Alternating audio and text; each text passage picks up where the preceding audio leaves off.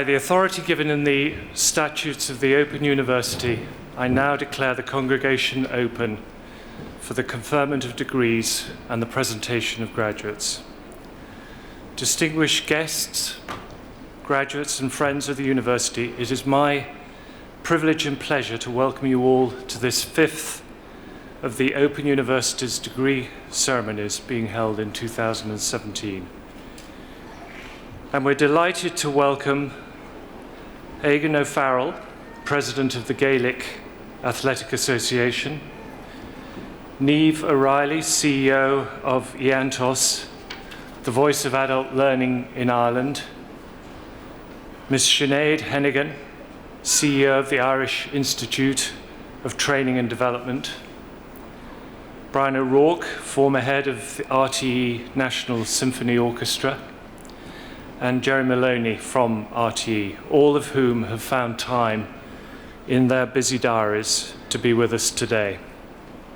And we warmly welcome back one of our honorary graduates, John O'Shea, and extend a very special welcome to some very young learners and their teachers from St Michael's Primary School in Belfast, which is a dynamic, forward-looking school that the Open University has been working with as part of our community outreach. And it's also my great pleasure to welcome our honorary graduate, Mr. Mickey Hart. We are truly delighted to be able to honor him today.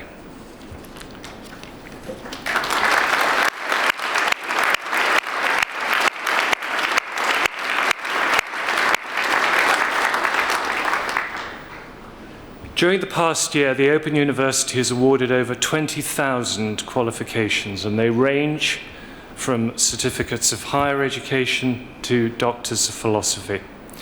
And throughout 2017, more than 8,000 graduates are going to be presented for their qualifications at degree ceremonies such as this one today in Dublin.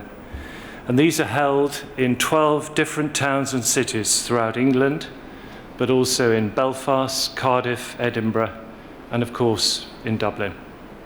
And I think this illustrates the extraordinary scale, scope, and reach of the Open University. It goes without saying that today is a very important occasion in the life of you, our graduates, your families and loved ones, as well as the university staff, who I hope you will feel have nurtured and supported you. You could be forgiven for thinking that the occasion is so important that it needs to be very solemn, but you'd be quite wrong in every sense. This is a day of real celebration. So we're going to be very disappointed if anyone crosses this stage to anything less than thunderous applause, or indeed whatever way you choose to express your enthusiasm and support. And with that in mind, why don't all of our today's graduates briefly stand? Would you please stand? Thank you. Friends, families, and Open University staff, let's start today's ceremony by giving all our amazing graduates a huge round of applause.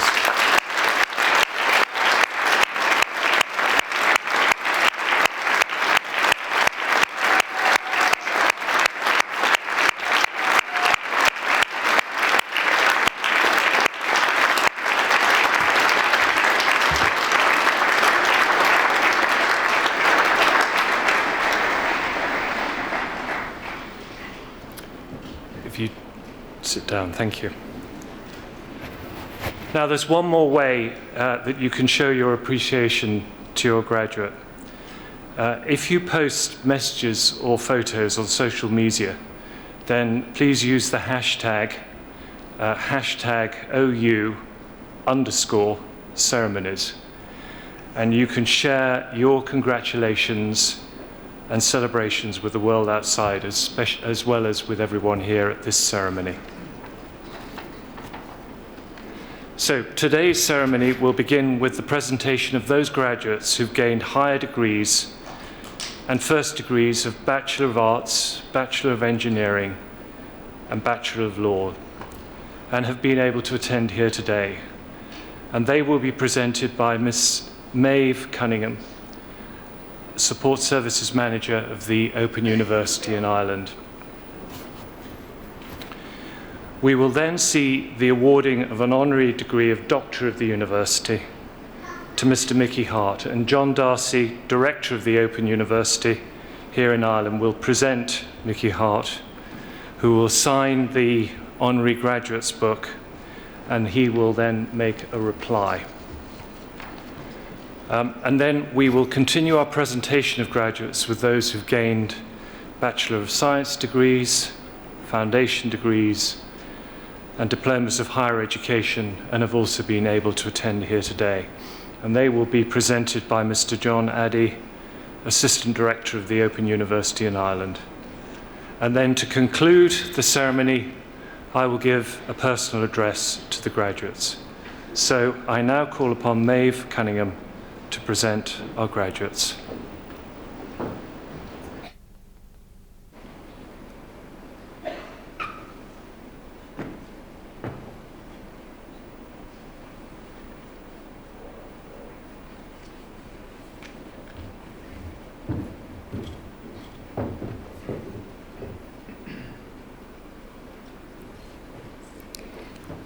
Pro-Chancellor, I shall now present graduates who have gained higher degrees and have been able to attend here today.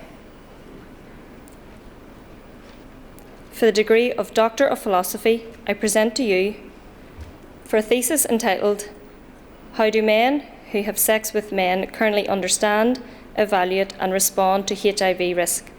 A mixed methods analysis of an internet survey in a post-antiretroviral society. Mr. Brian Kavanagh.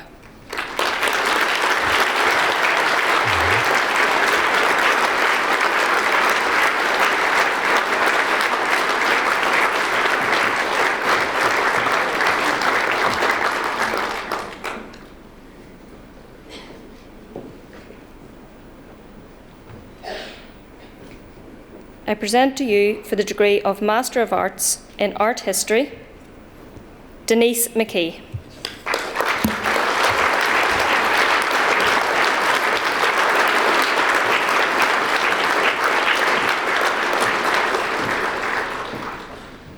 Andrew Parr.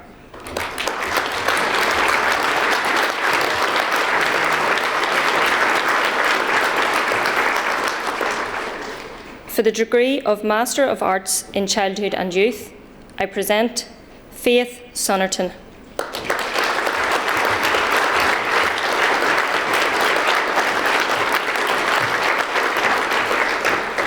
For the degree of Master of Arts in Education, I present Hans Berghausen.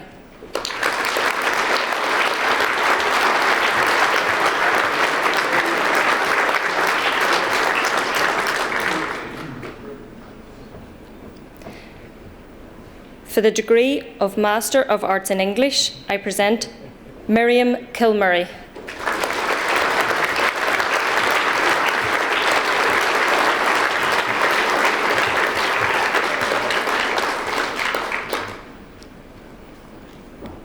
Alexandra Zudunek.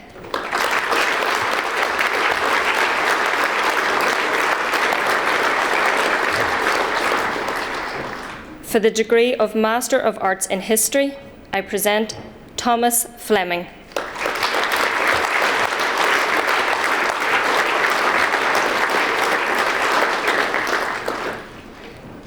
For the degree of Master of Arts in Online and Distance Education, I present Seamus Miley.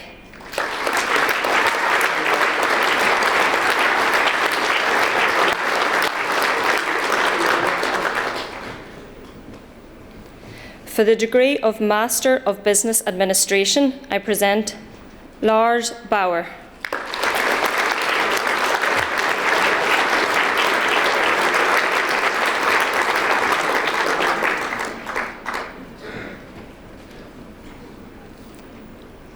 Robert Scissor.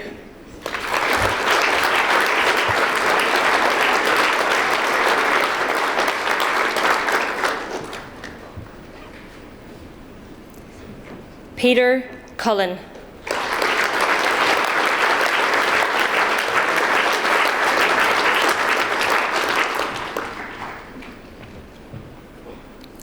Eric Izell.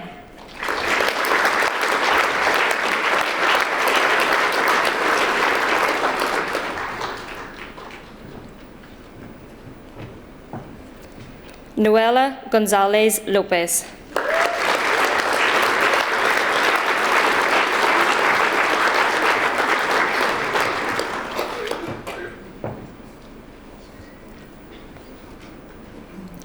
Peter Yamrick.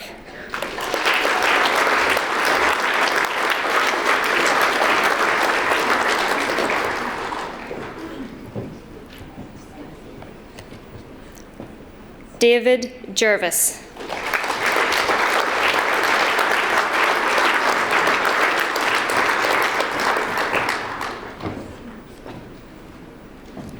Matthew Kane.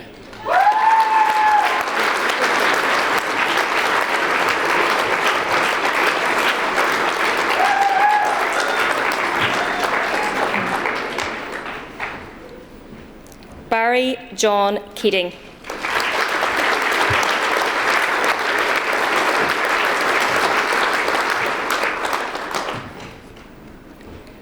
Joachim Limberg.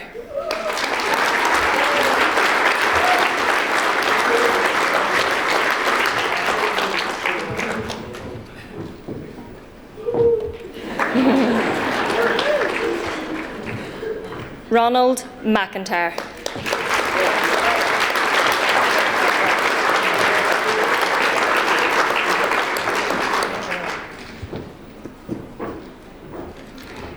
Rebecca Martinez Cardeñosa.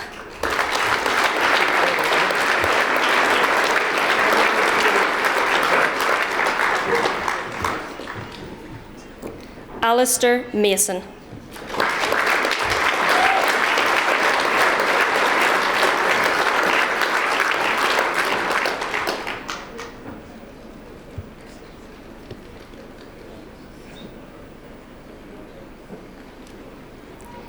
Niamh MacDonald.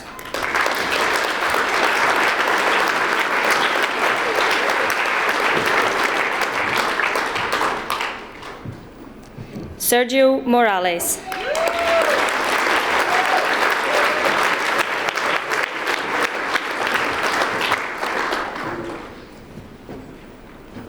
Aidan O'Dwyer.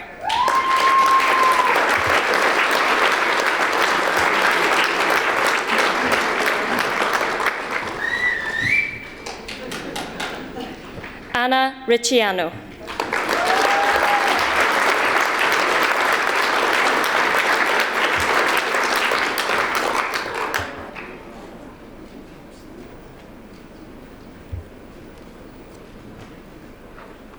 Stefan Schratzberger.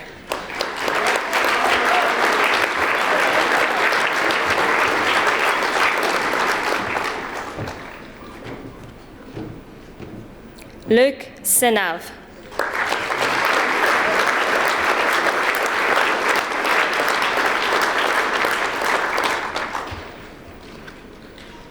Anne Vandenberg.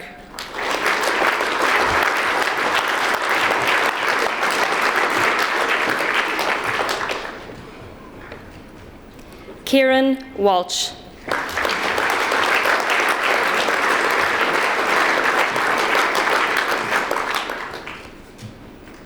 Sinead Wheeler.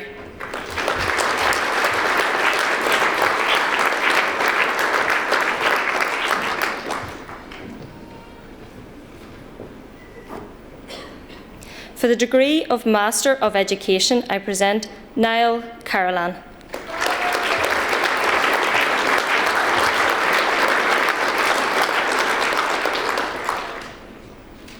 Kathleen Doyle.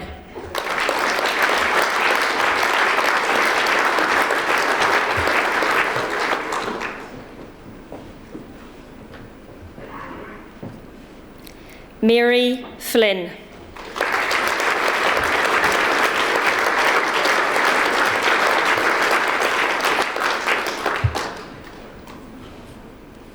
Paula Hart.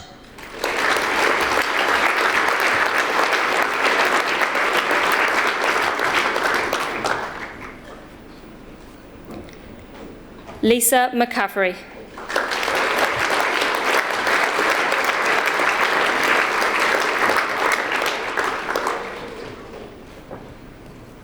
Rosemary Watchorn.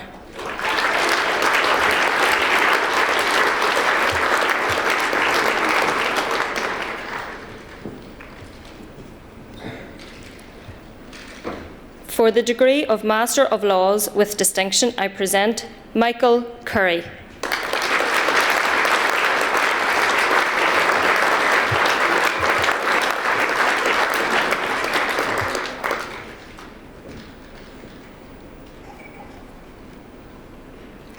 For the degree of Master of Science in Engineering, I present Ifosa Igbinajon.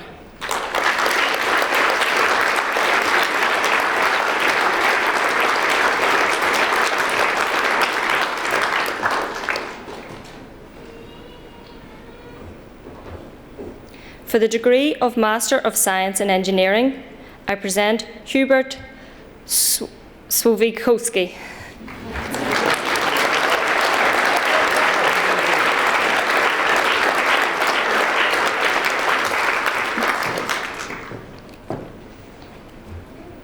For the degree of Master of Science in Medical Chemistry, I present Gillian Martin.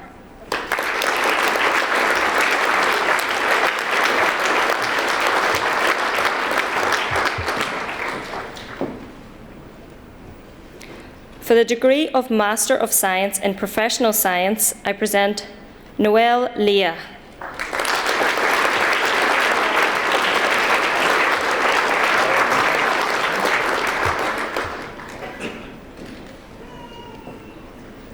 For the degree of Master of Science in Systems Thinking and Practice with distinction, I present Barbara Schmidt-Abbey.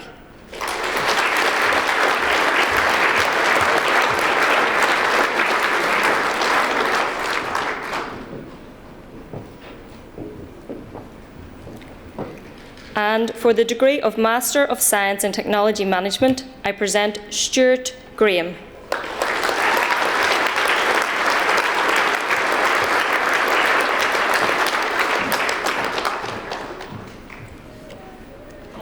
Joe Parr.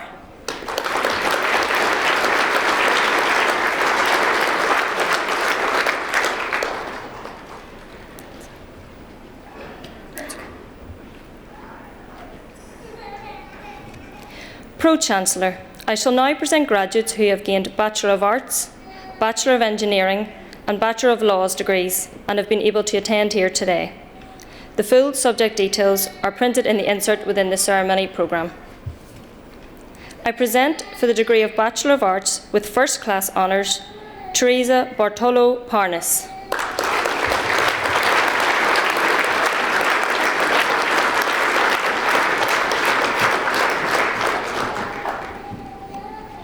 Lorraine Burke.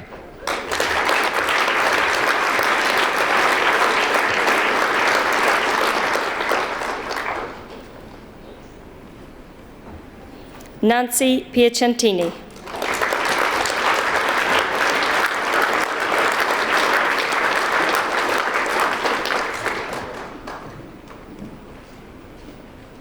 For the degree of Bachelor of Arts with Honours, I present Mary Beggs.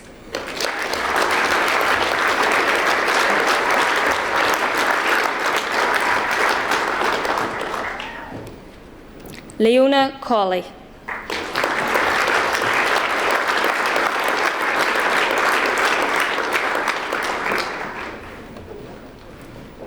Wai Ling Chan.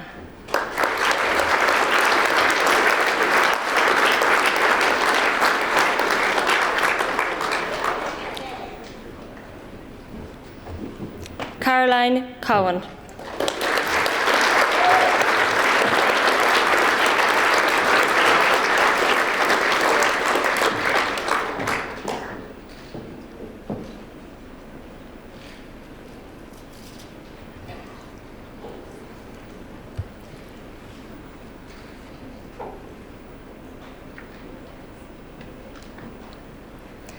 And Caroline is followed by her husband, Peter.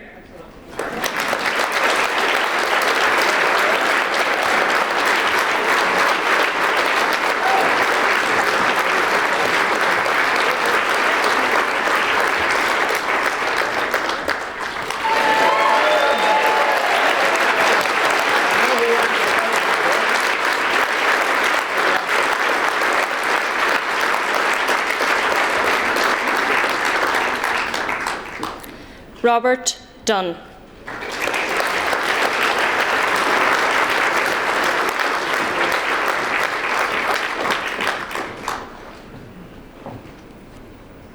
Katie Golding.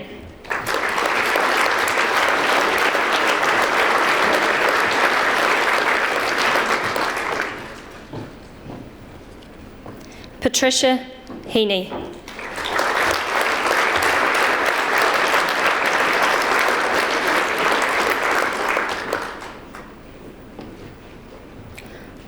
Carl Kissack.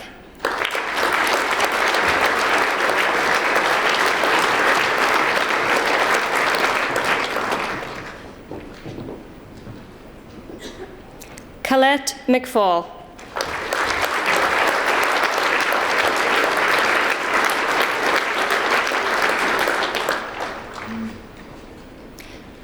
Erin Morgan.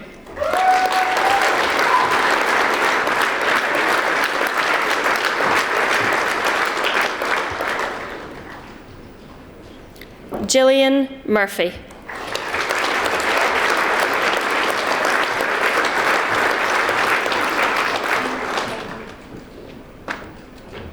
Kirsty O'Donnell.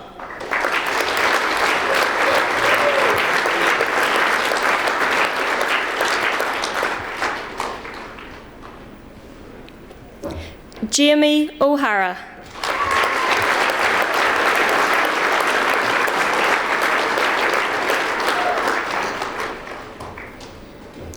Geraldine O'Riordan.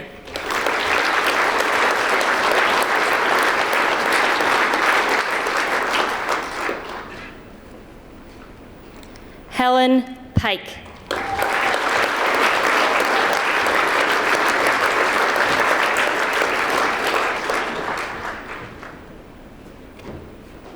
Hayley Seeger.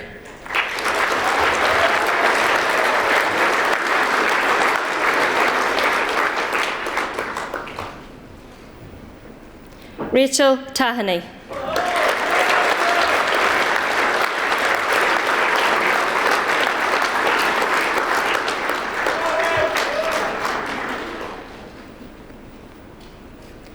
Jean Thompson.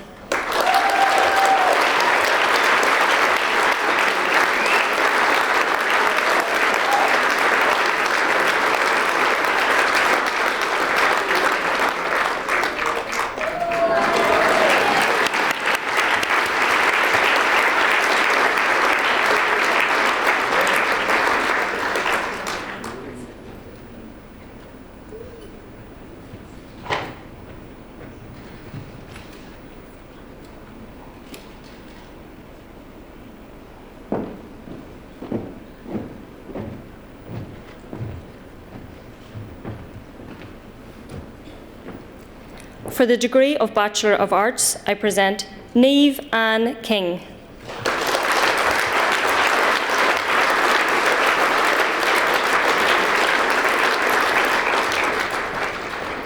Yvonne Murda.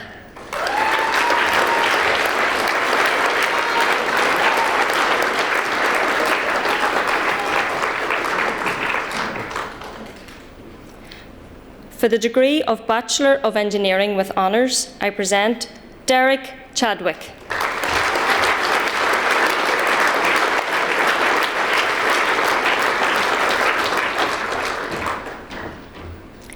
Tim Kameen.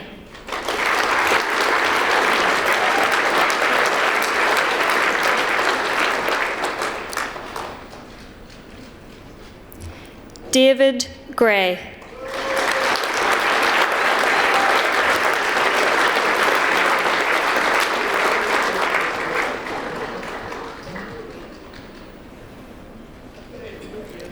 Glenn Hornibrook.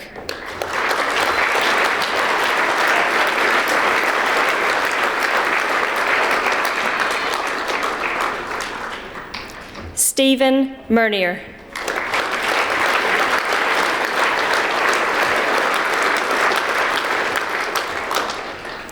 And for the degree of Bachelor of Laws with Honours, I present Brenda Kofola.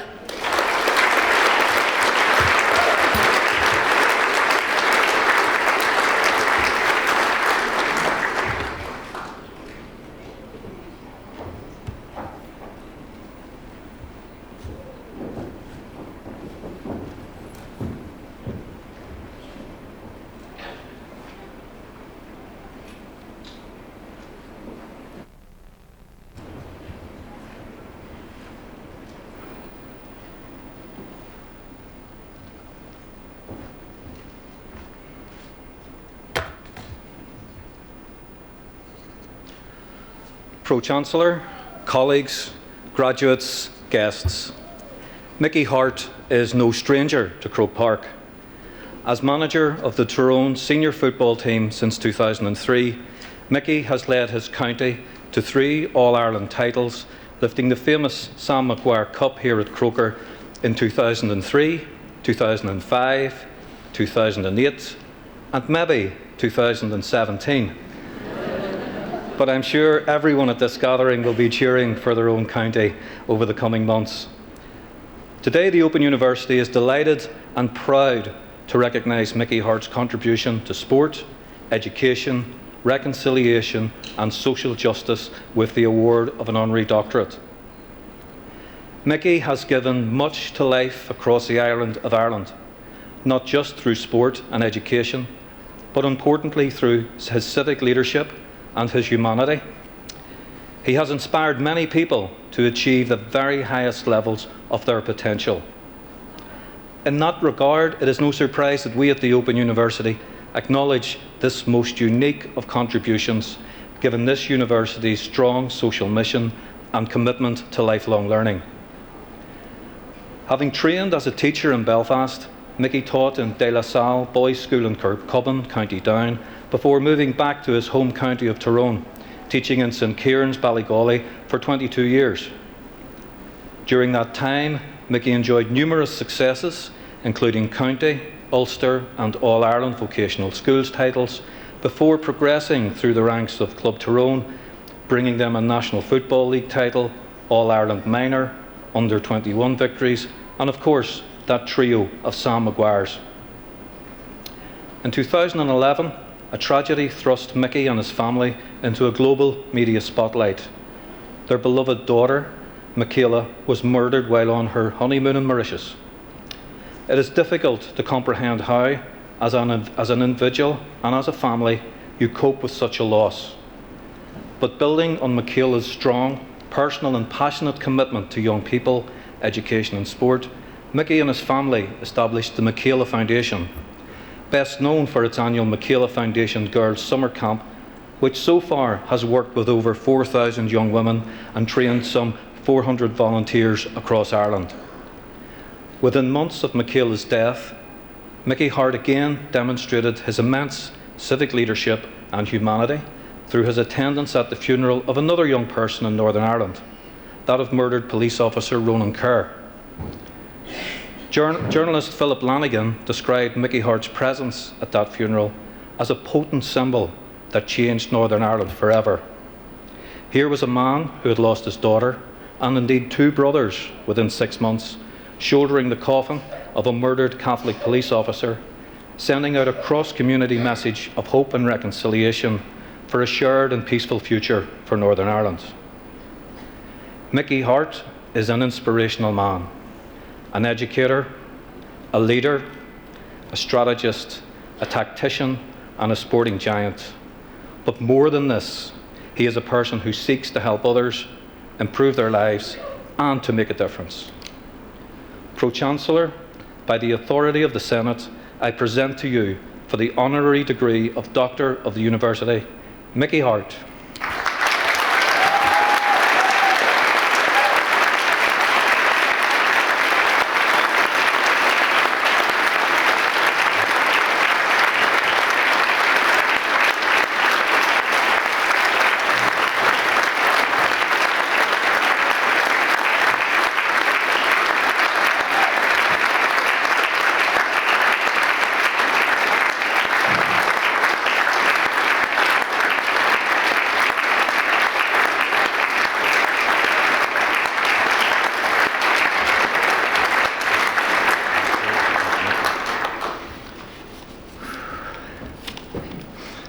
Well, good afternoon, everybody. I'm delighted to be here, and obviously I'm delighted to have been nominated for this award. I want to thank Conor, and thank you very much for considering me, for John and Maeve and Alice, whom I met soon after I heard the word. They were so generous with their time and so helpful, and even when I was rather difficult to find. And Francis in latter days here, who's been on emails and phones from me too, but thank you very much for persisting. National Director John and Pro-Chancellor Richard, thank you both sincerely for affording me the privilege of sharing in this graduation celebration today. I am most grateful for having been considered as a suitable candidate for your award of Honorary Doctorate. However, this day is all about the large gathering of dedicated, disciplined and determined individuals who have achieved their personal goal and have been publicly recognised by the Open University on this stage here just now. So I think it's time to give them another big round of applause.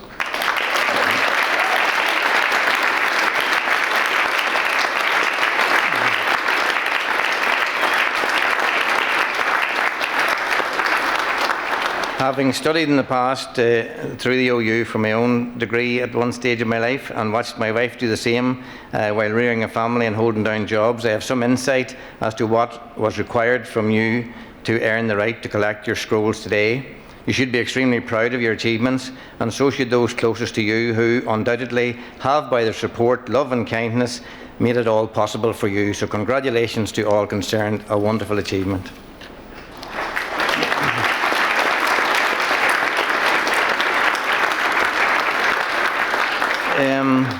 I'm going to share a few thoughts with you, I suppose, about some things in life that I found useful. And first of all, I like when I'm speaking to people to share a little bit of humour. And I always sort of preempt this by saying you need to share my sense of humour or it doesn't really work. So here's hoping that at least some of you believe that. The first one here is about a farmer. He says the police officer stopped at a farm. He told the old farmer, "I need to inspect your farm for illegally growing drugs." The farmer said, "OK, as long as you don't go into that field over there." The policeman sneered nastily, "I think you'll find, sir, that I have the authority of the police force behind me." He pulled out his badge. "See this? It means I'm allowed to go wherever I want. No questions asked, no answers given. I'm in charge. Understand, old man?" The farmer nodded politely and went about his chores. A short time later, he heard the loud screams. He looked up to see the policeman running for his life, pursued by the farmer's big bull. With every step, the beast was gaining ground. The policeman looked terrified. The farmer threw down his tools, ran to the fence, and shouted at the top of his lungs, "Your badge, show him your badge."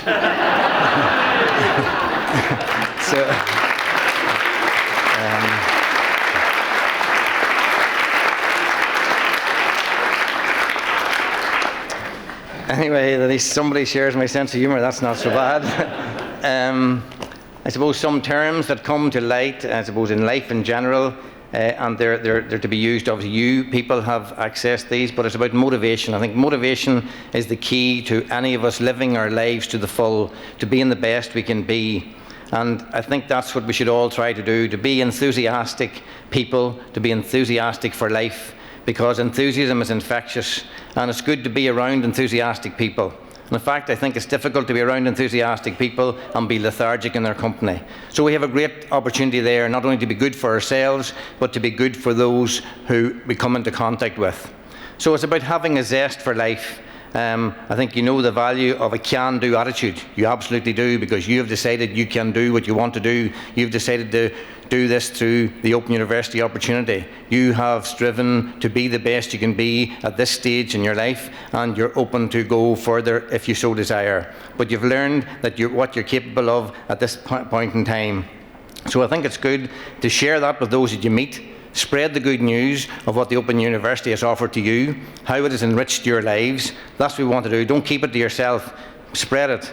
And again, be grateful for the God-given talents that you all have, because we're all unique individuals made for a purpose. We're not clones of anyone else. We're special. We're unique. We're the people that are put on this earth for a purpose, each one of us. So be glad that you are that one of those people, and that you have the gifts and talents that you have been given.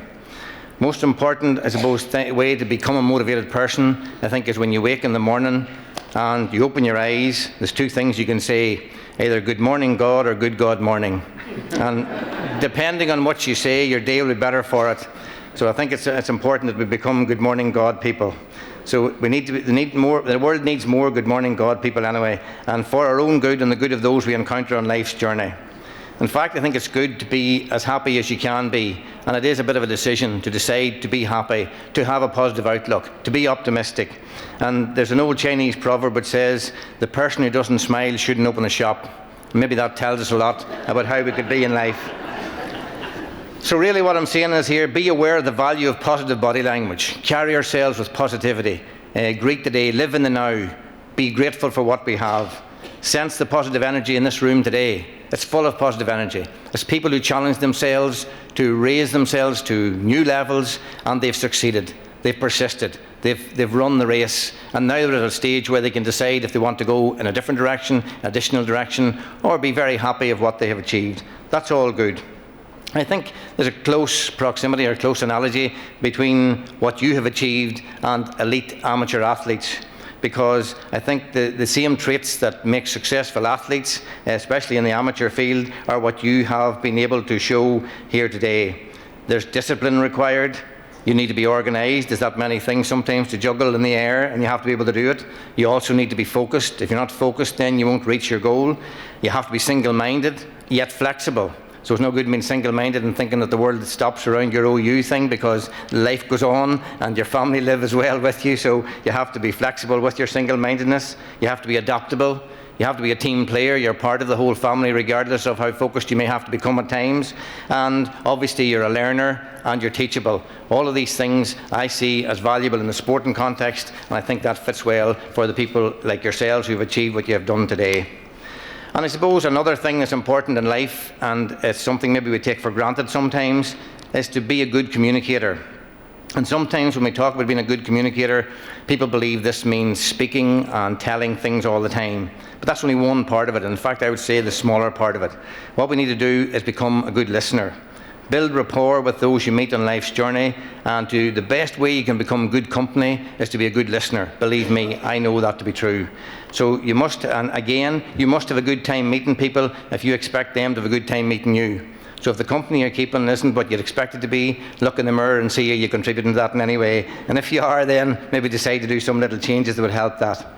Again, as I said, become a quality listener. Practice active listening, because it doesn't come naturally to us. You've often been in company, and I'm sure you have, and I have been in that company, and I've been in that company, that you have to be aware of listening with the engine running. So you're in company and you hear people saying something and you just wait till they're finished so you can say what you want to say. I guess we've all been there at some time, and maybe we should take stock and realise that we should listen to understand rather than listen to respond. Then I think we'll be much better company. And in essence it is learn to listen and listen to learn. So if God gave us 2 ears and 1 mouth, he knew that we should listen twice as much as we speak, and I think he's not so slow on that.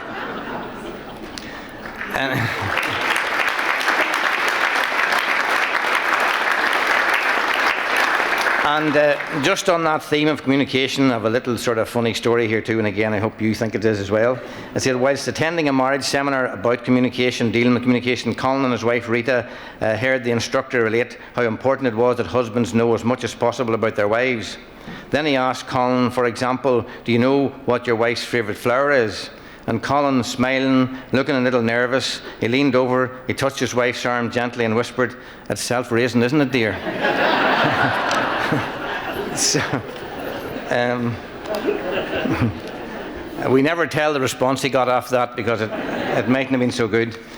Again, sometimes I would read a little bit Wayne Dyer there as a writer and an author. I'm sure some of you have come across, and I think he tells gives many good messages. And one of the messages that I took from one of his books was, "As you think, so shall you be." And that's a very important statement. As you think, so shall you be. So what in essence it says, you need to be aware of what we feed our mind with.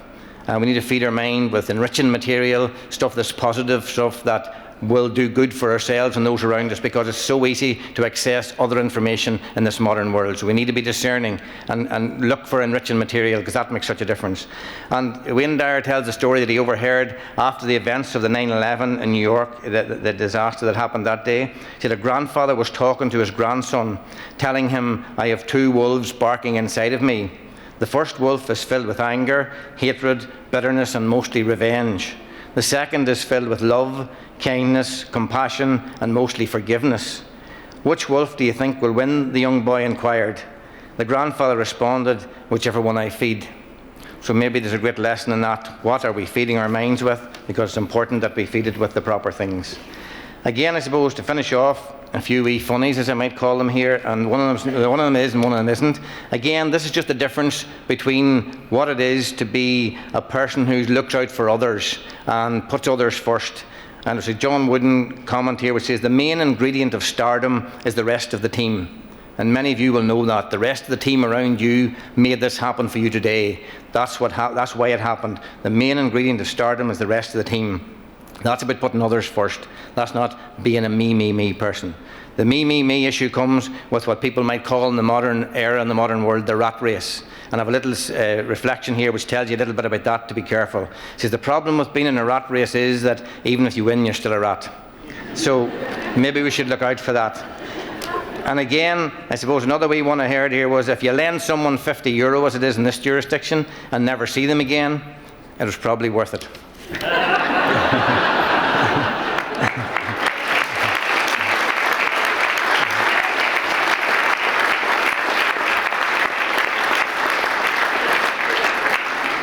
And finally, as you say, I like to think about optimism, about people who look on the bright side of life. People look on like you did, what I can do, not the problems, not the difficulties. They look for solutions.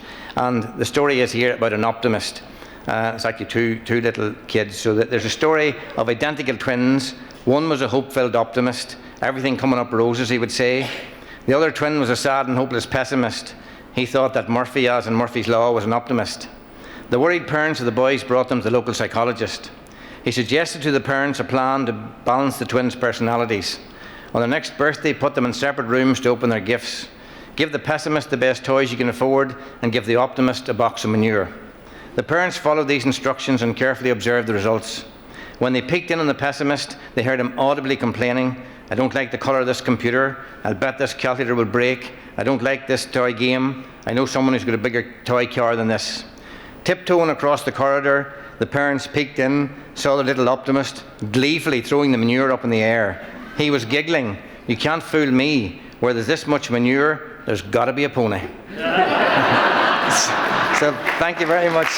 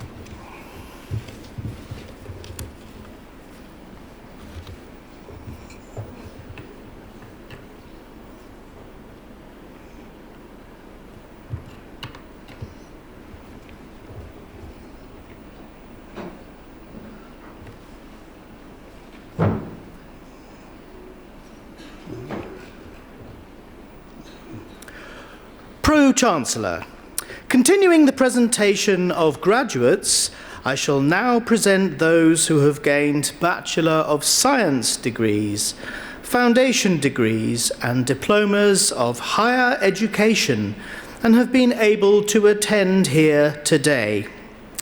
The full subject details are printed in the insert within the ceremony programme.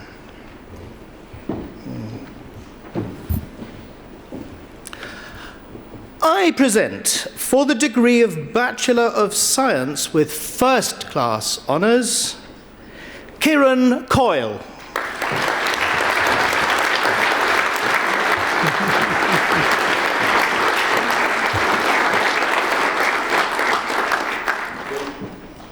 Ruth Hannon.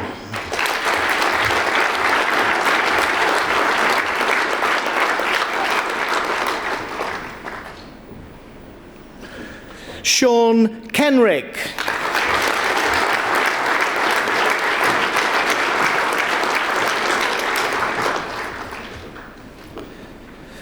Sophia McGorris.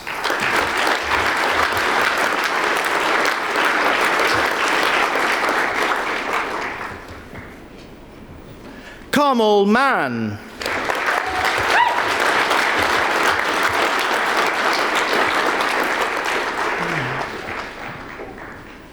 Maria Ma.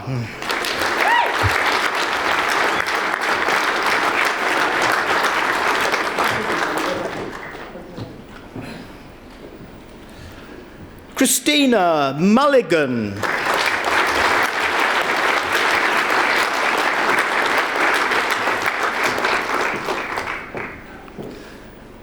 Niall O'Donnell.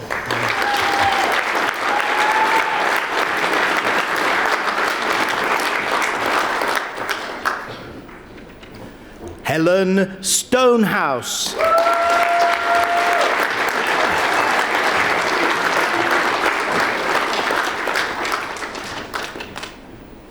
Gavin Banks.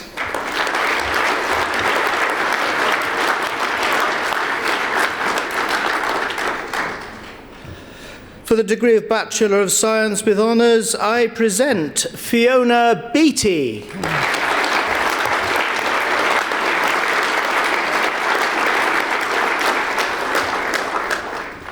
John Breslin.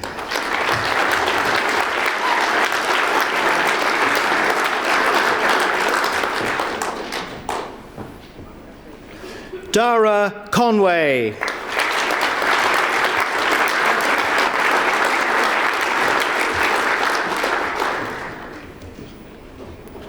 Kate Costello.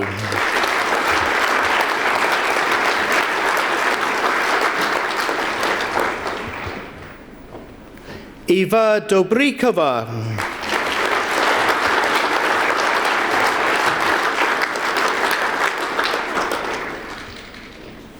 Peter Slevin.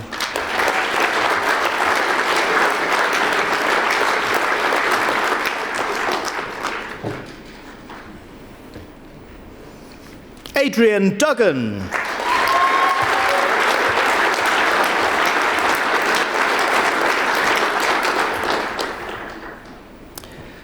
Claire Egan.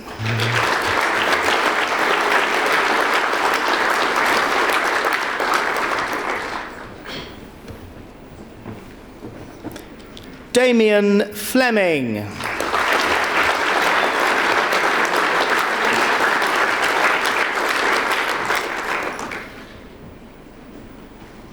Danius Jenis.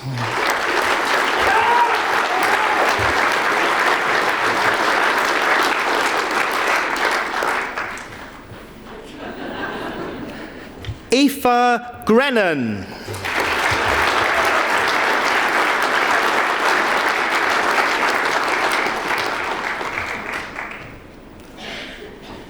Seamus Hohian.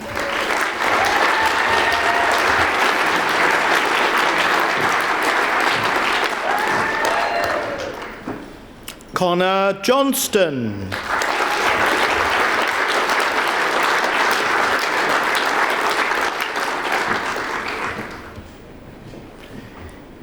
Aoife Kearney.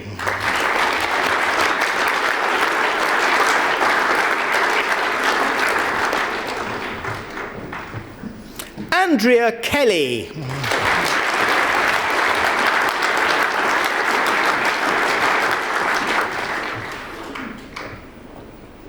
Kevin Kissack.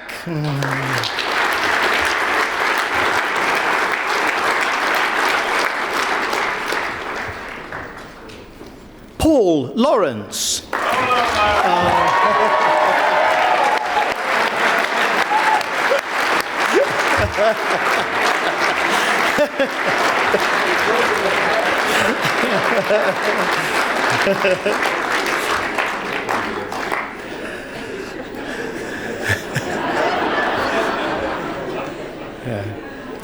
Amanda Magnier.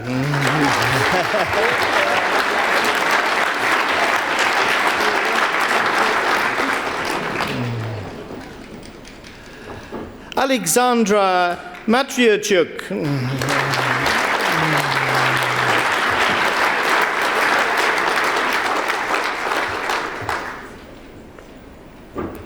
Osman Bey.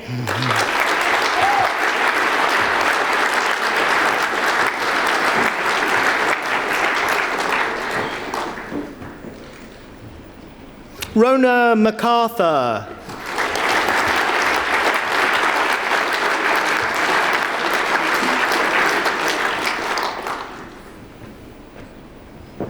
David McClure.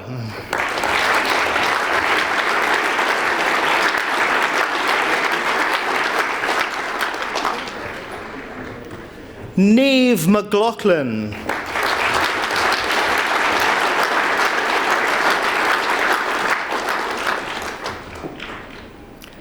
Mary McMahon.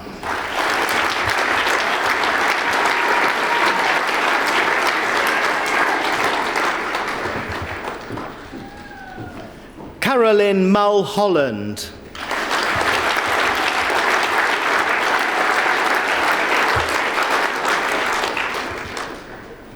Maria Murphy.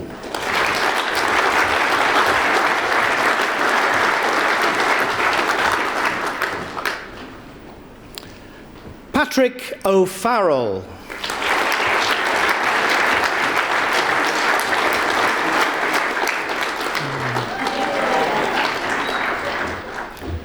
Maura O'Reilly.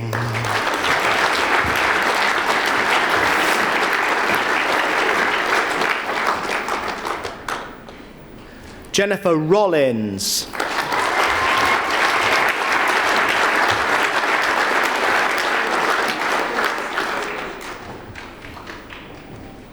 Sharon Royal.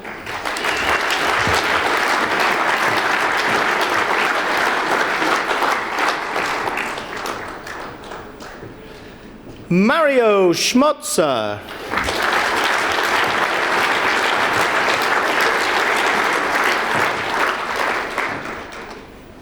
Lauren Truesdale.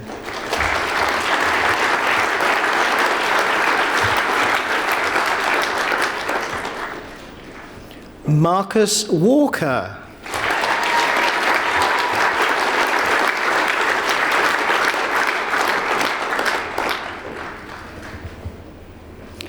Jaween Westland.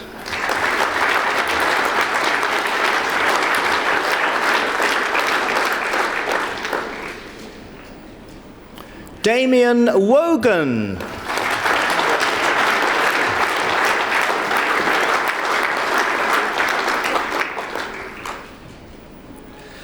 For the degree of Bachelor of Science with Honours and Bachelor of Arts, I present Jackie Burkett.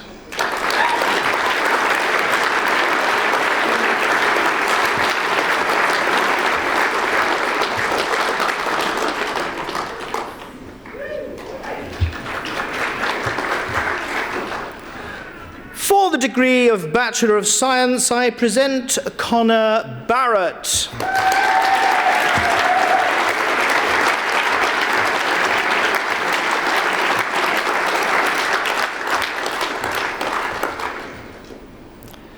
Stephanie Fogarty.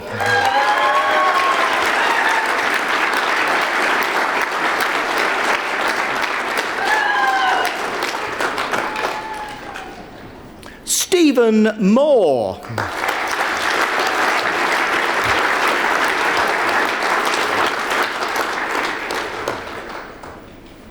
Andrew O'Sullivan.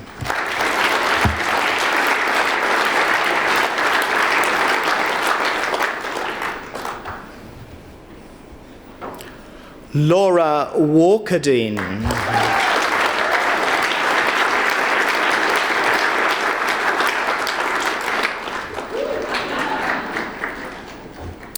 For a foundation degree, I present Brian Curran.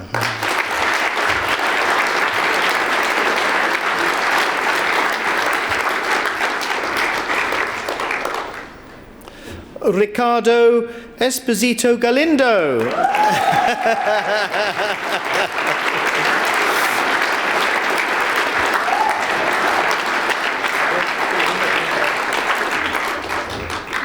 And for the Diploma of Higher Education, I present Suzanne Grogan.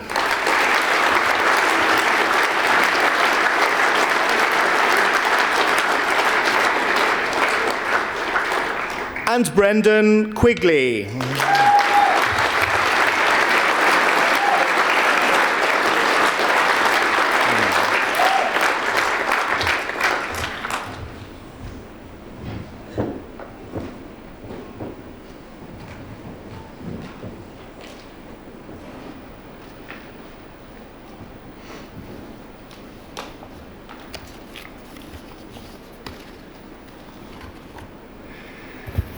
Well, good afternoon, everyone. Guests, members of Senate, staff, and of course, graduates. This is a very special day for everyone here when we celebrate the achievements of those being presented for their qualification. But before I do that, I just want to thank our honorary graduate now, Mickey Hart, for what was a really both witty but wonderfully inspirational talk to us. Thank you very much, Mickey.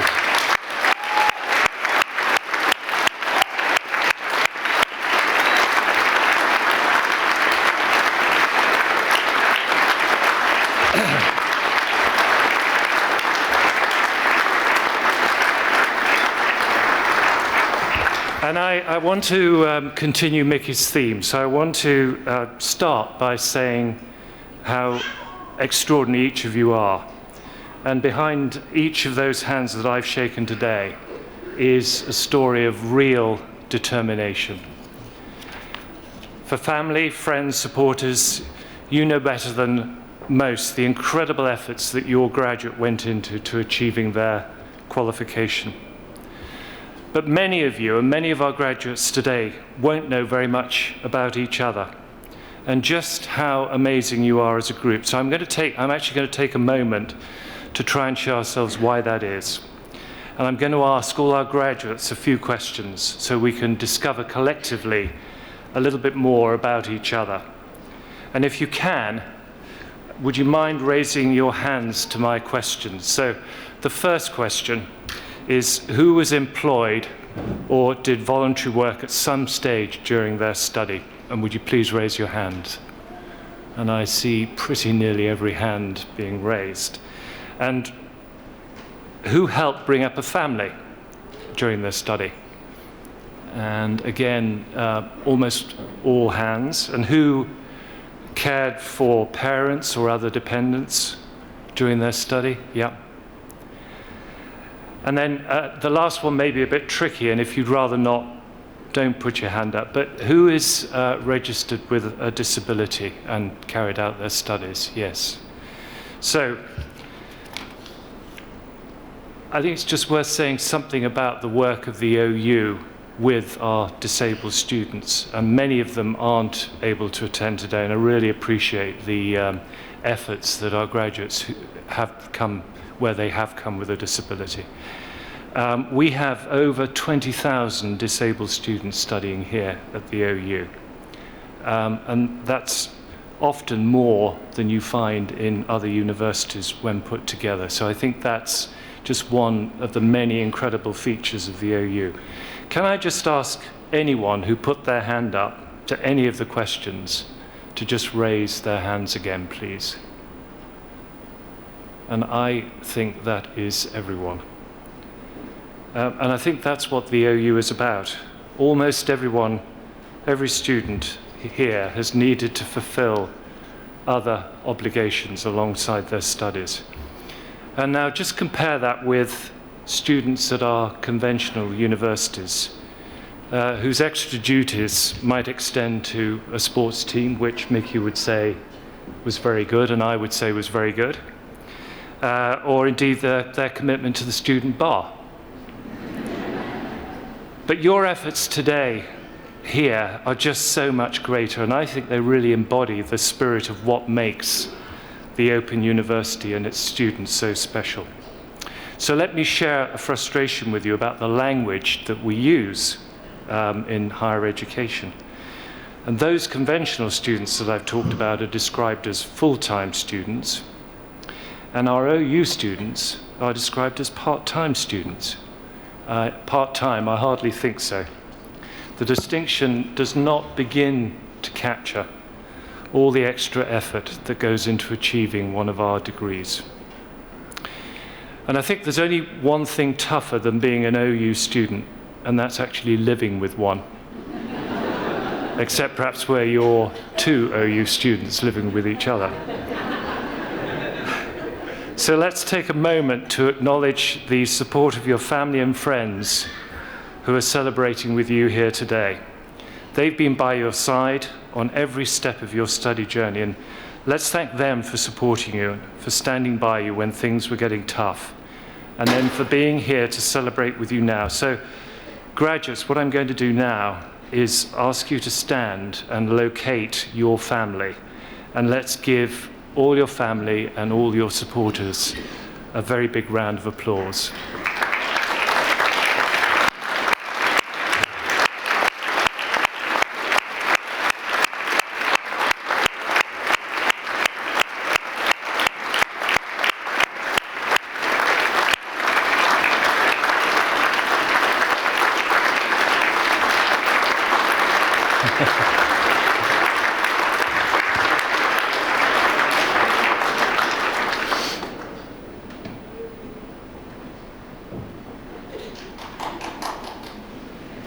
And can we also thank that other absolutely vital group that helped you get here today, and that's our OU, our wonderful OU academics.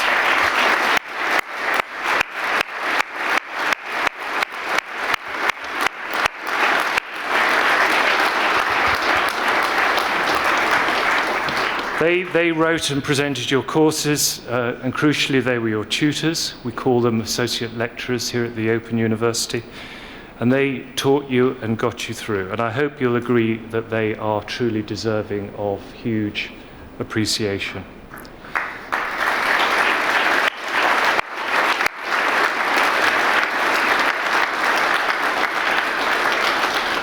So you've had a very special workload. You've been supported by special family and friends and professionals, but you're also special because of the inherent quality of the university you've just graduated from and the standards that we set for ourselves. Standards that we know the world at large recognise and value. So let me now say something about the OU. And I want to start with the OU's work in Ireland, and I want to say how very proud I am of that and the work that John Darcy does here in Ireland to make that a reality. So this is demonstrated not only by the success of our graduates here today and the continuing number of Irish citizens choosing the Open University, but also things like the uptake of our free learning resource, OpenLearn, here in Ireland, which now has over 65,000 individuals taking courses. And this initiative has been very well received at a recent briefing for senators and TDs at the Oireachtas. Brexit may bring many challenges to Ireland and the UK, but the Open University is unique in being a borderless university, with students on both sides of the border of this island, as well as across Scotland, Wales and England and mainland Europe.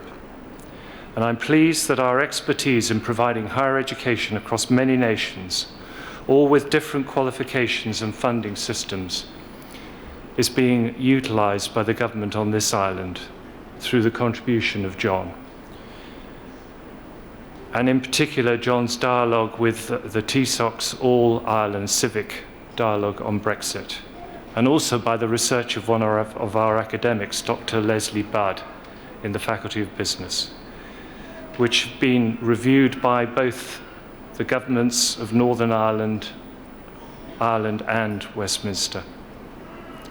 And later this year, the Open University and I will launch an innovative development platform for growing businesses across Ireland called Open to Growth, in association with Enterprise Ireland and Invest Northern Ireland. This has been a development that's been made possible by a significant donation, not only from the business community here in Ireland, but also in recognition of the work of my predecessor, the Pro-Chancellor Lord Haskins, who lives here in Ireland for part of the time.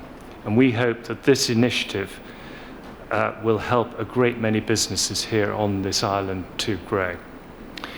And more generally, over 30,000 businesses across the UK and Ireland have now recruited or chosen our graduates to train as their staff.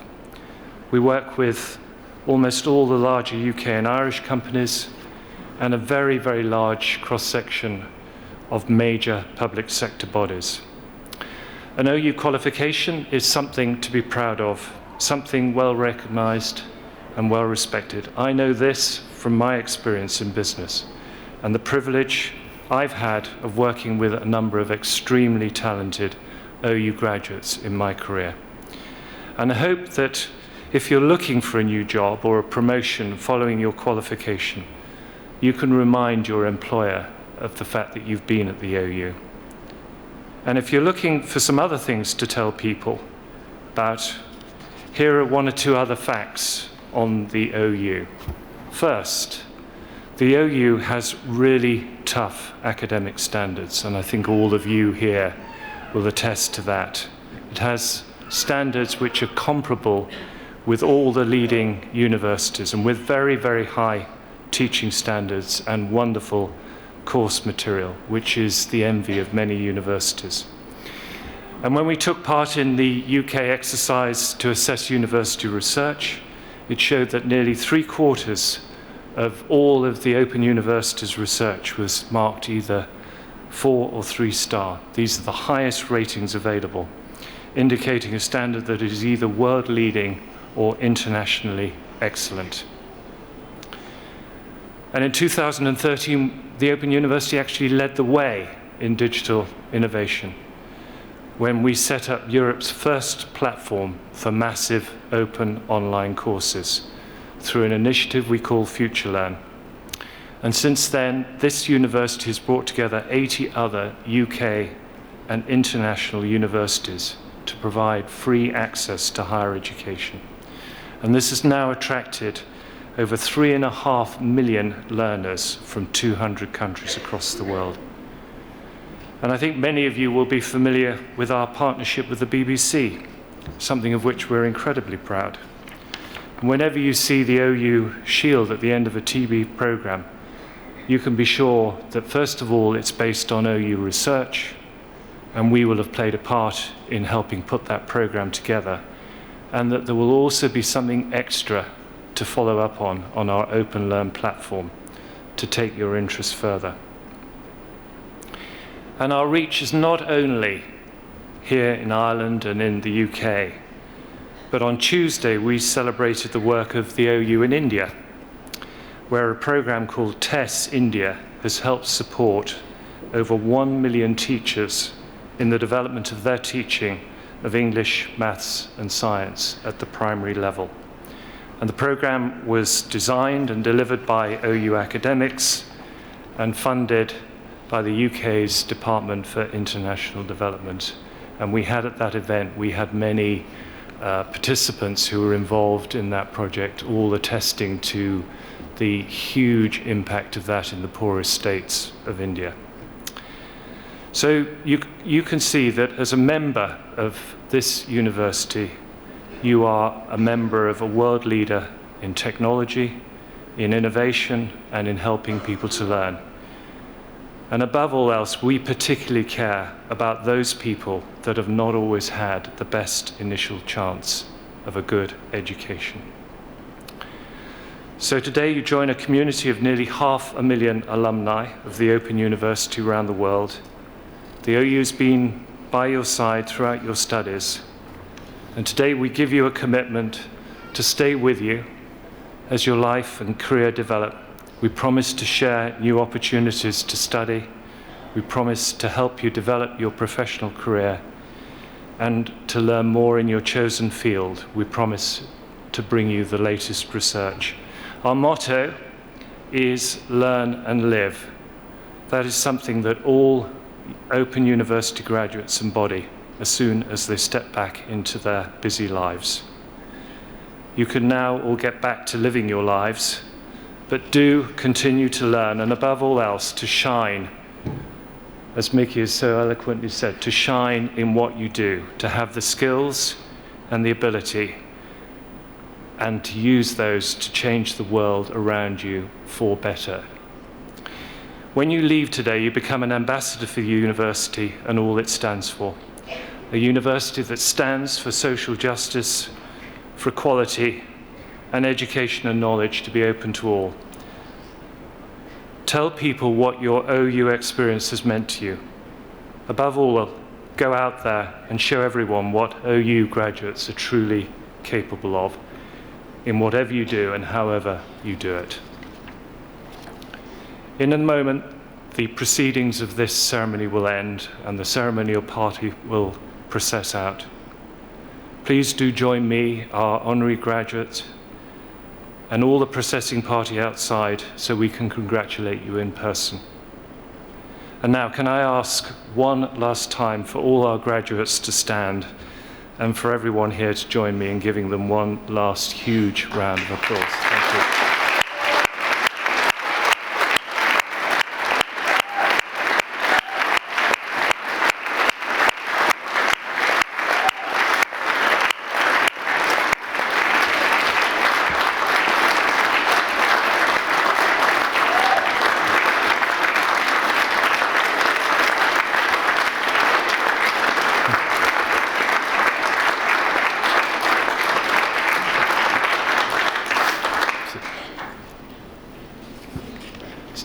So congratulations, everyone. The proceedings of this degree ceremony have now been completed, and I now declare this meeting of congregation closed. Would all of those who are able to stand now please do so? Thank you.